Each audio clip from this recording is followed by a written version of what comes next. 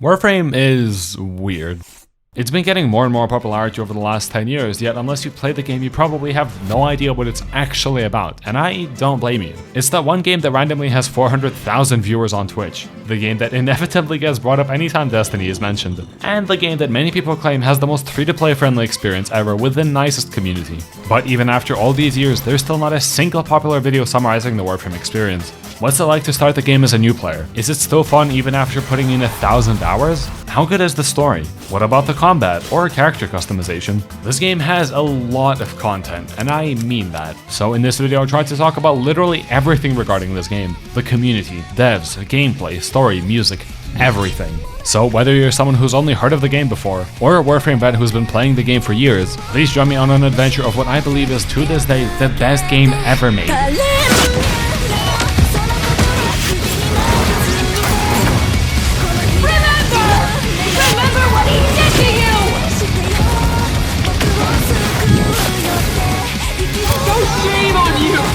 You orchid! So perfect on the outside, but more haunted, through and through!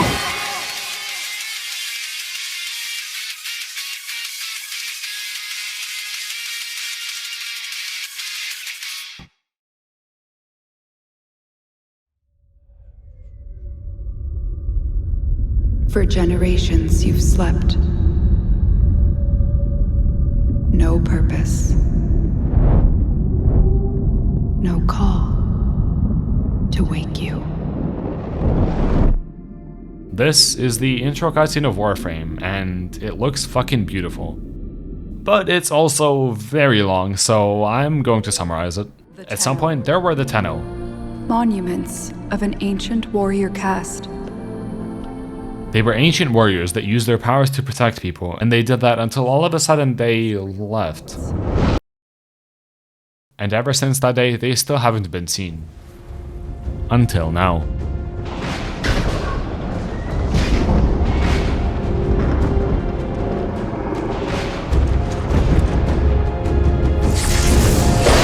Wake up, Tenno.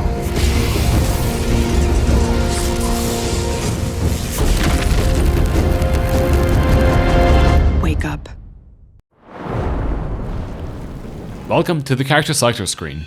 The game offers us a choice between three very different characters with their unique playstyles. Excalibur, who is the game's poster child, is a melee-focused frame with abilities that allow him to get right into the action. Most importantly, however, he has the Exalted Blade, a sword which fires projectiles whenever he attacks, which is really cool. Volt is an electricity, speed-based character who can put up shields to block enemy bullets, as well as increase his own damage when shooting through them. He can also make himself faster at shooting, reloading, and running, with the rest of his abilities being focused on zapping enemies to death. Last but not least of the starter frames is Mag, a magnetic-based frame whose main playstyle is crowd-controlling enemies, removing their armor and crushing them to death with her ulti. If she ever needs any more subjects, I volunteer. In the end though, I decided to go for Volt, since his playstyle seemed the most interesting to me. So our journey of a Warframe or a Tenno begins.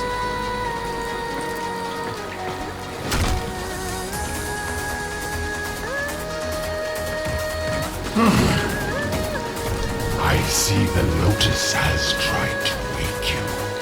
Pity she's too late. You're my prize now, Tenno. We are taking this one with us. What has he done to you? I can't lose another Tenno. I'm surging your Warframe's power systems. Quick, use your power. Defend yourself. This tutorial's purpose is to teach us the basic game mechanics, and honestly does a pretty good job at it. Not only that, but we get a very basic rundown of the story so far. Basically, we are a robot person who just got woken up and there's a group that is hunting us because we're somehow very important. So important in fact, that their captain called Vor, which is a name I don't love, decided to track us with some form of device. Now we have to try and escape while picking up the different weapons the game offers us, kill anyone along our way while also getting absolutely lost in the mesmerizing visuals. This game genuinely looks so good, and I'm honestly kind of upset I didn't get to play through this part of the game when I started out like 6 years ago. The sound design is also really good.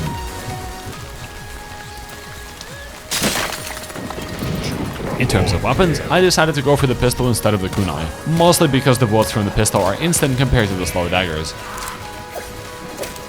Then I also chose the sword because it's objectively cooler than a random stick, as well as the Brad and gun instead of bow, mostly for the same reason as the kunai. And now that we have our weapons, we can move on to the single most important part of the game, the movement. We gotta learn it!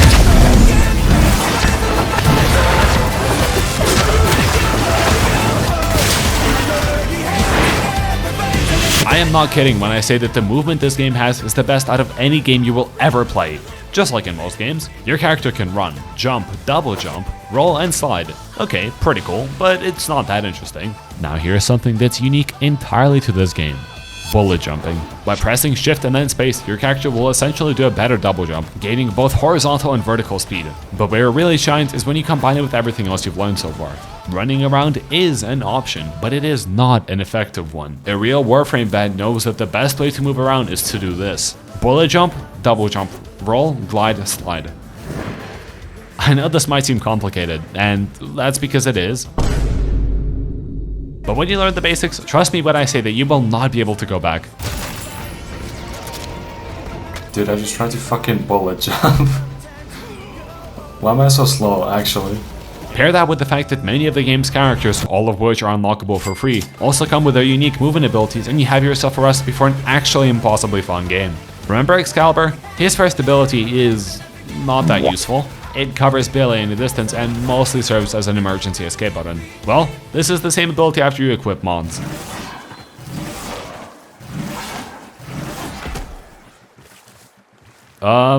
Yeah, did I mention that every single part of every single build in this game is fully customizable with mods? Because it is. Do you want your vault to run at the speed of light indefinitely? Fuck it, why not? Or do you perhaps want his ulti to kill everything with the press of one button?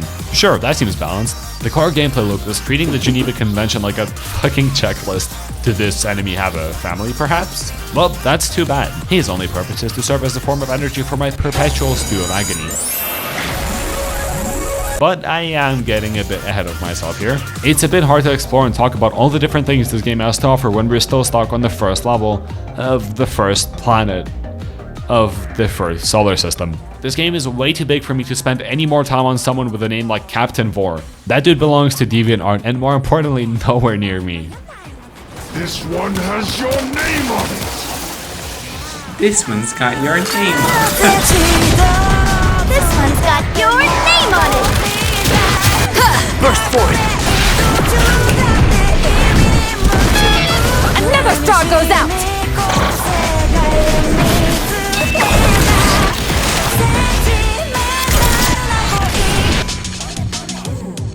Well, hopefully we won't have to see that guy for a while. After getting rid of Captain Vor, for now, the person who was narrating the intro cutscene and the one who woke us up, the Lotus, let us know that our ship would be coming to rescue us from the Grenier soon. And after a few slight issues, we made our way up to be greeted by our own ship AI called Ordis, whose only purpose is to make bad jokes and help us with our ship. Excellent armaments, operator. Please return covered in blood.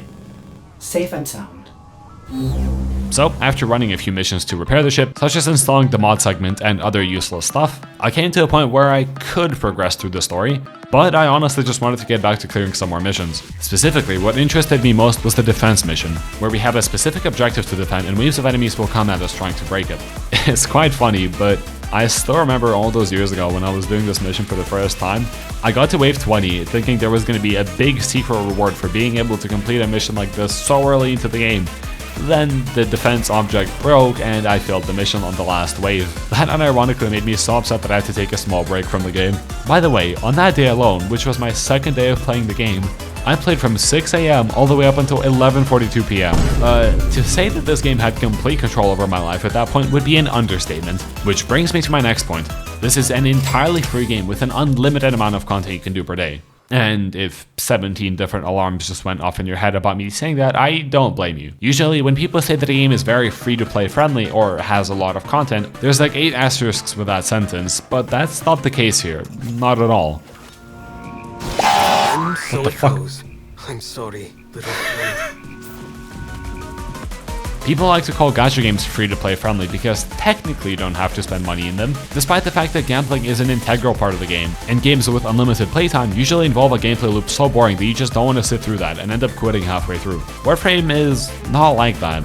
Even if you look at my old screenshots of everything I did within one day, you can paint a pretty big picture. First, you can see that I was farming the Volcanic Edge mod, which makes your melee weapons do fire damage and have the cool effects whenever you attack. Since that sounded pretty cool to 12-year-old me, I decided to farm for it. The most effective way to do so was on the Cambria mission on Earth, which is a spy mission. Spy missions involve us breaking into 3 separate vaults without getting caught by the lasers or by the people inside the vault. Getting caught would put us on a 30-second timer to break in and retrieve the items, otherwise the mission would fail. And I gotta say, the spy missions in the early game are actually really fun, especially to someone that usually doesn't like spy missions in games. It's interesting that every single person I've introduced to Warframe thinks that the game is a stealth shooter, and they play super carefully, hiding behind walls, trying to assassinate people from behind. Meanwhile, if you look at some of the endgame spy vault clears, it looks a little more like this. I can't even tell what's happening on my screen. This person isn't cheating either, by the way. Then you compare that to my gameplay and, well...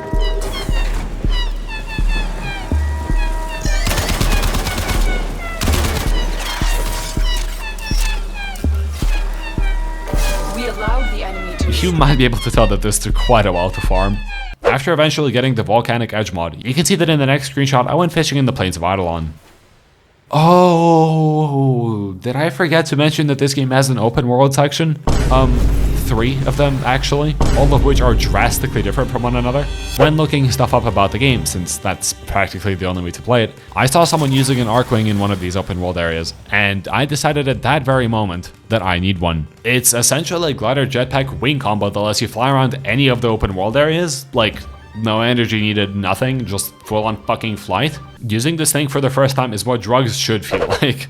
To get the arc wing launcher, which is an item required to use the, well, arc wing, you need 50 grog drill, 30 fish roll, and 50 iridite. And no, I didn't just cast a spell on you, those are just the names of the resources we need. Iridite is a resource we can farm from these heart crystal looking things, and is also the hardest one to farm in my opinion. In the early game, trying to run around and pick up the different resources while there's weird drones and ships flying around can be quite challenging. But with enough patience, eventually we find enough— what is that?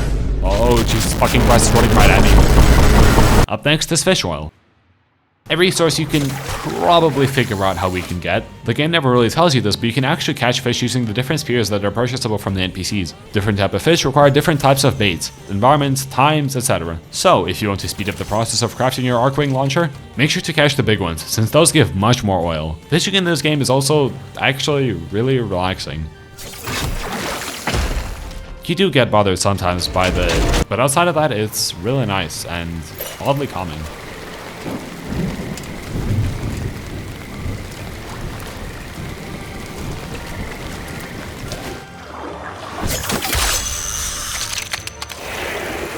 Last but not least is grog drill, a resource obtainable from the different bounties we can complete, as well as being dropped from these crate-looking things in the Grenier camps. Quite annoying to farm overall, but I didn't mind it too much since my primary way of farming it was doing bounties, and while doing them I passively farmed up parts for a new Warframe. That Warframe being Gara, a glass-themed Warframe whose lore was probably really interesting, just like the rest of the game is. It's just a shame that at the time the only thing I could think of was, holy shit, I can't wait to get a new character. But I think that goes to show how fun the game is. The best part is that any character in the game can be endgame viable. Here's 12-year-old me with my Gara the moment I got her, and this is current 16-year-old me with my Gara. This is what she looks like at her peak.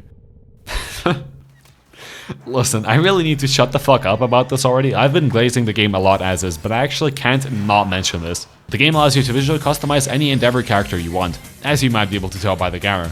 That includes but isn't limited to the color of the Warframe, color of accessories, color of wings, auras, fish. And not only can you customize the characters, you can also customize the weapons. When I first found out about the energy slot, the entire world changed for me, because whenever I slapped on this shit and swung my sword in a mission, now the color was pink. I legitimately thought I broke the game somehow and accessed the paid feature for free when I first did this. I had no idea the game just let you change stuff like that for free. But in case that's not enough to convince you of the ridiculous customization this game has, I'm gonna show you 5 different looking characters and you have to guess how many of those are skins versus how many are unique characters.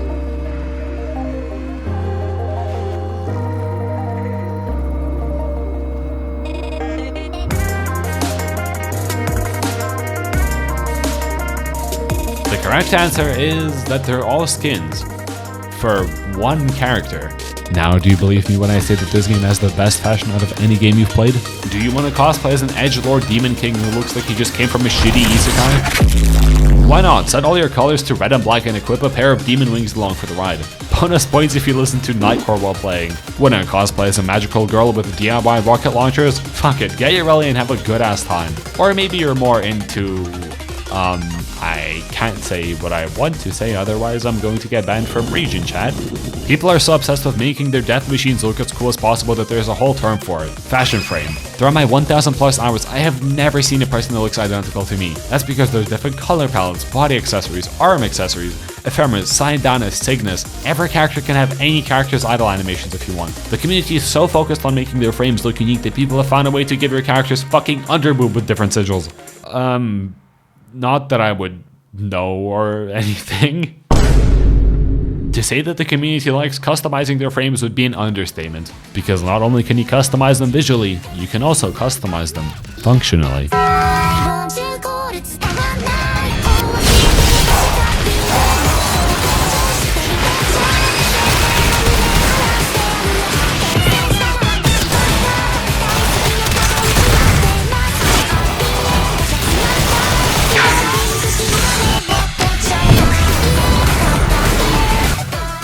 Remember how I spent a couple hours grinding for the Volcanic Edge mod for my sword? I am still, to this day, using that exact mod. Listen, mods are confusing enough as is to Warframe players. There's people that have played the game for 10 plus years that don't understand the first thing about it, which is why I'll explain them in the most basic way possible. Each part of a build has different parts you can customize with mods, but for the sake of the example, I'm going to use weapons, more specifically swords. You can put in mods to change the stats of the weapon, the damage type it'll deal, the crit rate, crit damage, etc. Let's say you have a basic sword, 28% crit chance, 2x crit damage. That's pretty simple. We can put on mods that give us extra crit chance and crit damage to make those odds more consistent and hit harder. But you might have noticed that this one, for example, Sacrificial Steel, gives us 180%. Ignore the rest of the stuff there. One mod already puts us at almost 100% crit rate. Getting more seems redundant, doesn't it? And that's where the beauty of Warframe comes in. There is no limit for crit chance. Getting more than 100 means that your attacks will have a chance to crit twice in one attack. Get 400? That's a guaranteed 4x crit multiplied by the crit damage. Let's say, hypothetically, that I had a weapon with 250% crit chance and 7x crit damage. And let's also say, hypothetically, that there were some bad enemies in need of punishment.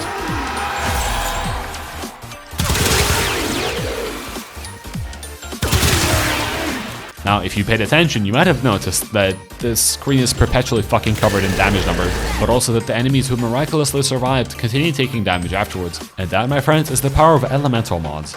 Most weapons have a status chance, which shows how frequently our attacks will apply the corresponding effects.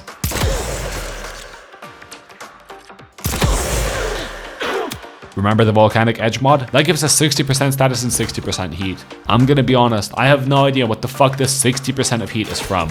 Total damage? Maybe, I have no clue. But anyways, based on this status chance, our weapon now has a chance to apply heat. Pretty cool, but not that interesting on its own. And I've been stalling dropping this bombshell for as long as possible because this shit is actual information overload, but here we are.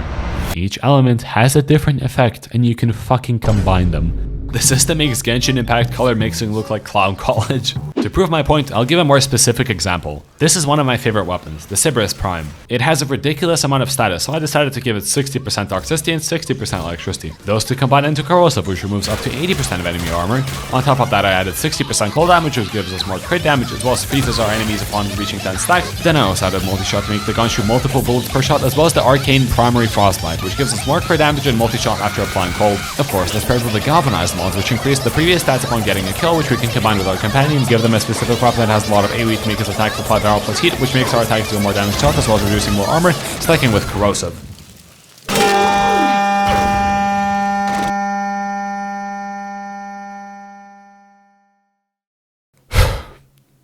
Then you can also use your Warframe's abilities to double dip into damage multipliers, as well as using your secondary to apply even more status effects, which gives us even more status chance when using Galvanized Aptitude. If you combine all the previously mentioned things, congrats, the game now plays itself for you.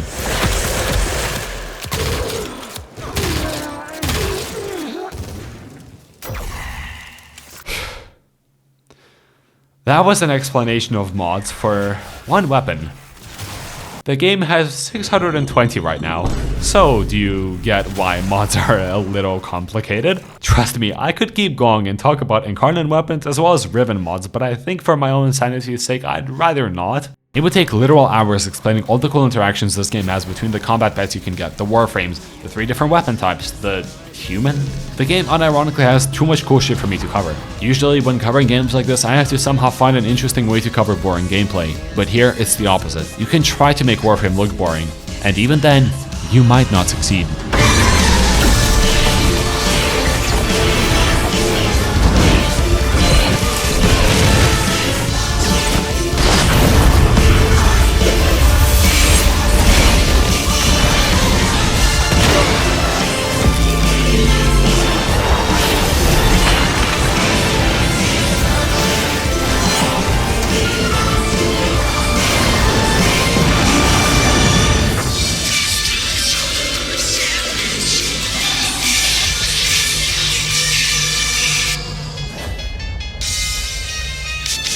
For the most part in this video, I've been talking about the base content of Warframe, the things you do on the day-to-day. The reason for that is because I think it's incredibly well made to the point where not talking about it would be straight up unfair. It's ridiculous how refined the content is, considering I haven't even talked about 50% of it yet. Not even close to that number, in fact. Everything I've covered up until this point can honestly be its own video without even mentioning the other insane shit this game has. But I love all the other content equally as much, so I'm gonna keep glazing them. Begin again. Oh my god, loop 2. Oh, that's crazy.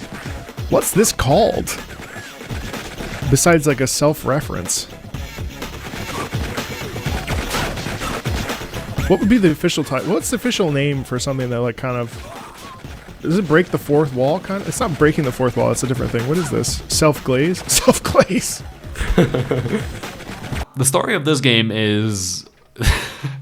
I don't know how I'm supposed to explain this, dude. The super basic mega rundown version is that you're a human controlling a robot. So that was the easy version. And the complicated version is that there was once a faction called the Orcan Empire, which experimented with human subject paradox, but somehow escaped to go to fresh air and deforestation, my kind of day. Bumbling through brush, my botanical escapades for some reason. No, you don't understand. It's imperative to the plot that the Warframe is wearing a thong. Did that make sense? No? Good. Trust me when I say that there is not a single Warframe player that can describe the entire lore of the game without fucking it up once. The way that I would describe it is as a beautiful mess. I think not even Digital Extremes, the company behind this game, know what they're doing while they're writing the lore for this game. But it's not a weird and comprehensible story either. The amount of cool moments in this game is too high to count, and I get chills just thinking about some of them. I mean that genuinely.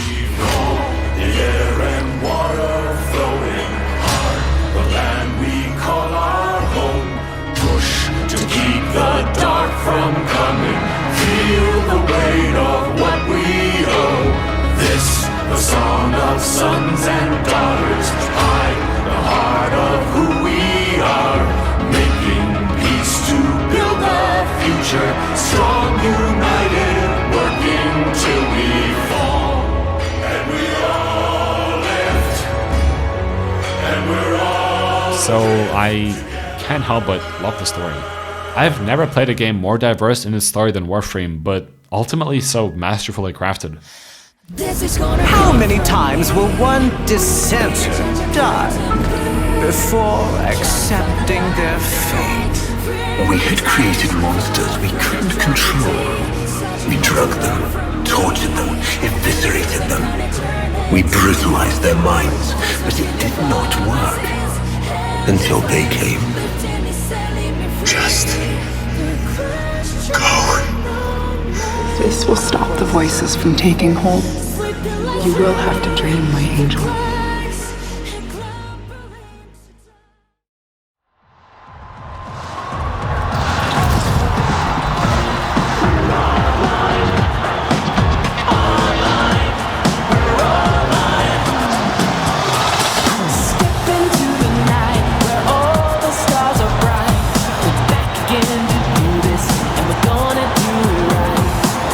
Something wild's in the air.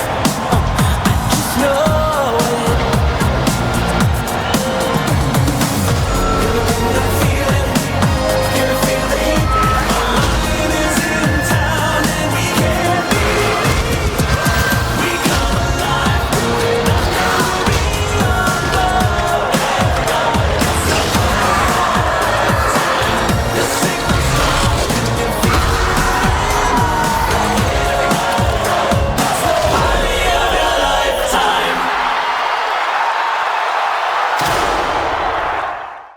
which is contrasted beautifully by the dev team. Oh god! Oh, it's awful. Just go. Oh, give me it. My thing.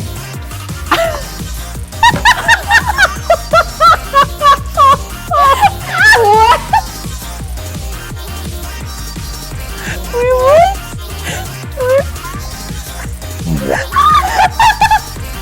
This is Rebecca, the voice of Lotus, and actually one of my favorite people of all time.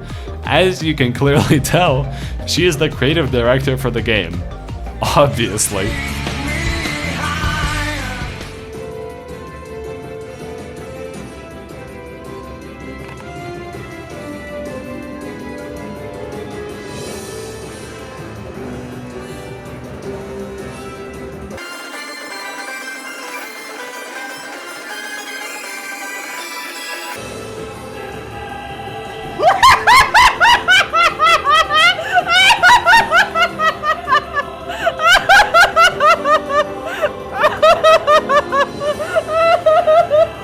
Her and Megan actually make me cry from laughter anytime they're together, dude. One of a kind necromech statue that's going to one lucky tenno. Well, going when we're gonna announce the winner tonight. You're not getting it tonight. I can't take it all the way to the country of the player that won. So Fair point. I mean, a full 22 inches that's been handled by Reb. Don't we love that? Oh, I'm just realizing what I said and why. I don't even want you to think about it. Just move on, handle it with grace, and never ever go back to that moment in time. Just move on. Just move on. Let's talk about that. Shout out Travis Teaspoon for uploading these, by the way. This game has so much variety in its content, it's unreal. To the point where I feel like this is what the average meeting between the devs looks like. Hey, I got this cool idea recently of what we can add for the next Warframe update. You hear me out. What if we had a territory that's stuck on the edge of the year 1999? Oh, and then we could get like a 9 Inch Nail song alongside it. Then it could be like a parallel world to the one where the rest of the game takes place. And any objections? Hey, that sounds like a lot of work. Cristiano, it's time to go to work. Yay! Chaos. I'm just not sure that. Too bad we're adding it to the game. That wasn't a joke, by the way. They actually did that, and it's cool as fuck, man. Unfortunately, I can't play the clip because of copyright, but I'll link the Warframe 1999 demo in the description if you want to check it out. It is unironically just absolute cinema. Not only that, but Reb was also so obsessed with Astarion from Baldur's Gate 3 whenever the game was at its peak popularity that she decided to get him as a voice actor for the game. He was the voice actor for a fucking fish. Oh, yes, what was? And also the guy from 1999 is John Balatro himself, which makes it really hard to take seriously. At your service. You fed up with me now? I really wish I could convey how amazing the stuff they do is and how much detail goes into it. As I just said, for example, they released a big update called Warframe 1999, and they actually got 9 Inch Nails to perform for it. Better yet, they used the song Into the Void, which was released in, you can probably guess, 1999. Warframe's story is primarily focused around the Void, so even such a small detail like that is so cool. Like, seriously, if you've never played the game before, the dev team alone should convince you to give it a try. And I don't say that lightly.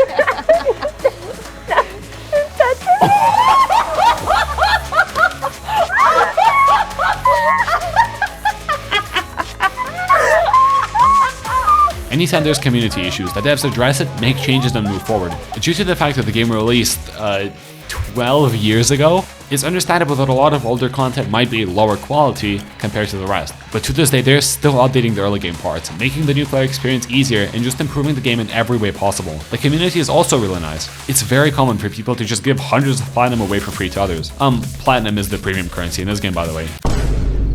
And I know that giving away someone your premium currency might seem weird, right? Go to any other game and they look at you like you're a fucking crazy person if you suggest that. Well, that's because it's very easily obtainable for free in game without paying a single cent. There's entire websites dedicated to player trading for different loot, and it's not small amounts either. Usually, when you tell people that something is doable as a free-to-play player, they assume that you have to sink 1,000 hours to get the equivalent progress of someone who just spent $3, especially if you play gacha games, but that's not the case here, not even close to that in fact. Every item in the game costs resources to make, and if you can provide the resources to the players, they will pay you for them with platinum. It might be fish roll that someone's after, and if you enjoy fishing, you can make that your primary way to get platinum. Maybe vault hunts are more your style. Well, you can easily sell the mods you get from there to others. Maybe you enjoy extremely fast, really skill-based gameplay. Well, Eidolons might be the move for you. Look at this shit. Energy spike. I advise falling back. Like, what is even happening? Doing anything in this game is rewarded by the community should you want to interact with it. Although I will say maybe don't. The best way to interact with the community is silently. A lot of stuff like the region chat, the subreddit for the game, and generally places on Twitter, as well as the online forums, fuck even YouTube videos can all be pretty rough. The people in game, cool as hell. The people online, that's a different story. When Warframe 1999 was releasing, Digital Extremes made a separate lobby for people to chat in. This is what that looked like in game. Everyone talking, listening to this absolute fucking banger of a track that DE released. I really can't overstate how good it is, especially if you know the meaning behind it. Having a good time and just generally being a friendly community. The players even made their own strip club, you know, just the usual. But then you look online and it's like, DE is sexualizing the game, this patch sucks, here's more softcore porn. DE, if you don't address everything and compensate us within 5 milliseconds, I'm gonna fucking kill us. And it kinda sucks, unfortunately.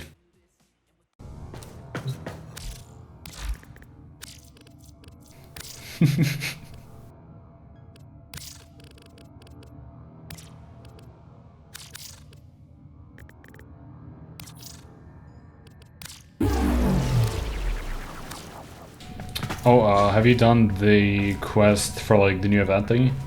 No.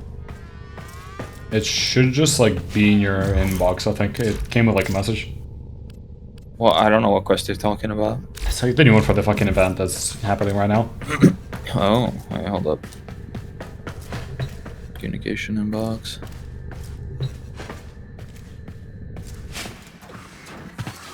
Did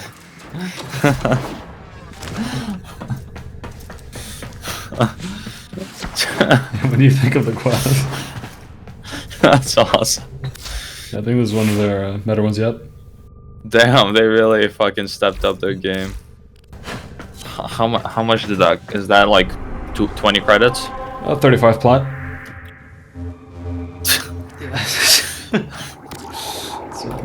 That's awesome. The game is absolutely beautiful. I mean that, both in aesthetics and the gameplay it provides. As much as I enjoy the stuff like the overly hyped gameplay, I enjoy the slow parts as well. I enjoyed them so much to the point I decided to make my own clan dojo, which is essentially a customizable base for your entire clan. I literally named it Try Not to Get Kicked because I got tired of being kicked from clans for being inactive in the game. I also spent a lot of time decorating inside it, inviting new players, getting all the research done, and generally just chilling here. It's oddly peaceful and isolated here. There's really no other place like it that comes to mind.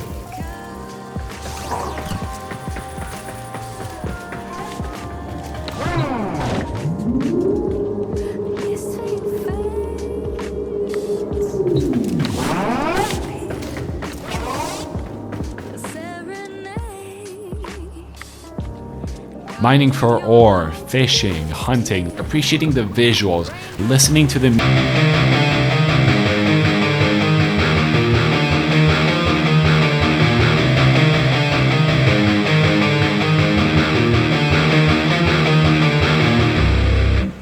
Those are all incredible parts of the game, and I think people don't give them nearly enough credit. It's easy to get caught up in the drama of something, but take a step back and appreciate the whole picture every once in a while. Because when you do, you'll find the love you either once had for the game or the love you've yet to experience.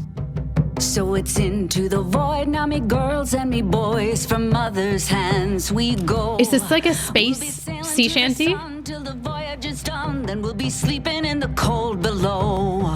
Nice. Sisters below, below, we're going where the winds don't blow. Yes, we're all bound down to the deep, and we'll all be sleeping in the cold below, below, sleeping in the cold below. Wow. So I was not expecting a sea shanty. Not at all. Okay. No, I can't say I was either. Our sailing ships for the heart and the quick. And they're honoring a lot of shanty writing tradition that would be there. Like it's written in a very folk tradition here. I really like the phrasing on this one. Where the winds don't blow. Yes, we're all bound it's blowing me away how good this is. Really cool harmony there with the bass stepping down. This is much more shanty coded than the other one was. It sounds just so phenomenal. Like, this is the type of song that gets stuck in your head for days or weeks, and you'll just be doing some dishes and it'll be like sleeping in the cold below and just running through my head. Sisters below, below, we're going where the winds don't blow. Yes, we're all bound down to the deep, and we'll all be sleeping in the cold below, below, sleeping in the cold below.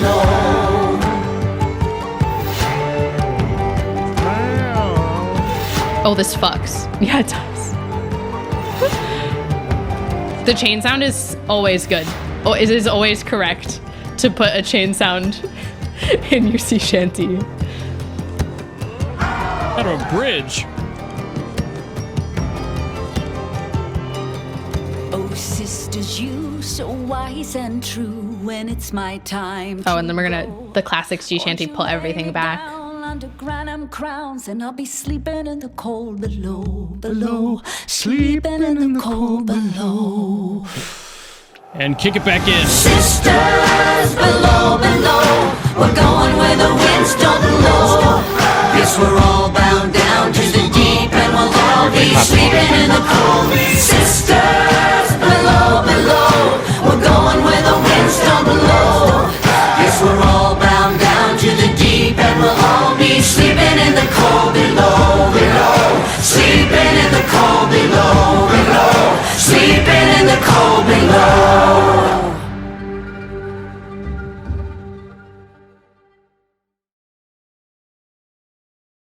There's entire parts of the game I've yet to mention, such as the new war quest line or the Deviri paradox. You're used to the game looking like this, but then DE comes in and drops the most dramatic, incredible opera-inspired area of all time. And all of this is paired perfectly with the slow, methodical gameplay that Deviri provides. It's an entirely different feeling from the rest of the game, yet it somehow fits amazingly. I actually can't help but be mesmerized by it. The slow-paced combat contrasted with the otherwise fast nature of the game. The melancholic opera music with the aggressive anger spiral is just incredible.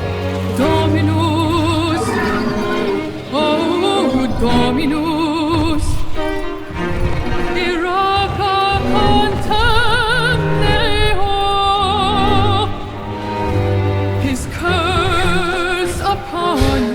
Listen, I really hope I conveyed even a fraction of the love I have for this game with this video. Speaking of which, if you liked the video, consider becoming a member and following me on Twitter, since half the time these videos aren't monetized and they kind of take me like multiple months to make.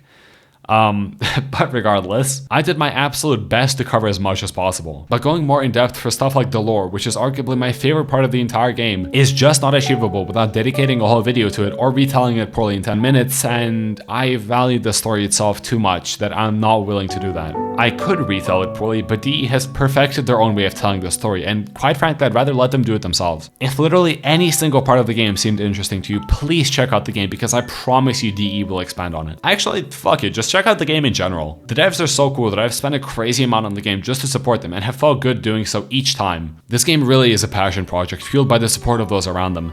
And you can see that when you look at the game's history. Throughout the entire time of Warframe, there have been two separate instances of FOMO content. The first was when the game was doing so poor financially that DE had to practically beg people to support them and in turn give them Excalibur Prime, an exclusive Warframe for the supporters just so that they could somehow stay afloat. The other was when they released the first set of premium cosmetics that were gate-kept behind time. Afterwards, the community rightfully yelled at them, and they promised not to do that again. They've stuck to their word ever since, and I can't think of a single other company that has been this transparent and interactive with their own audience. Every year I watch the TennoCon, and eventually I'd love to go to one in person. No other game has consistently stunned me with the quality of updates like Warframe has, and I have no doubt that will continue. Thank you, DE, for creating an absolutely amazing game. I will follow you guys into the future, no matter where that leads.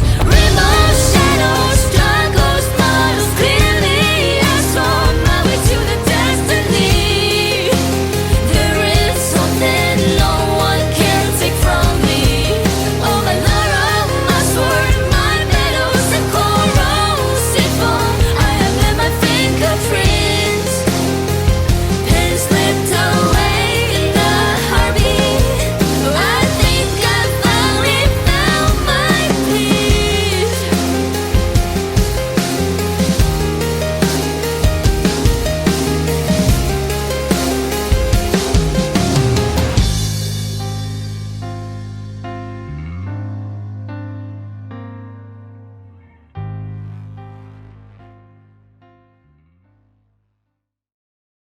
Then watch him do like some fucking AOT shit here.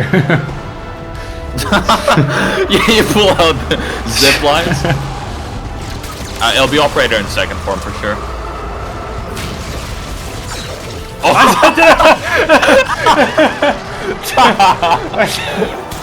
I pre-watched that actually. They gave me the stream to watch beforehand. You had early access? Yeah, yeah.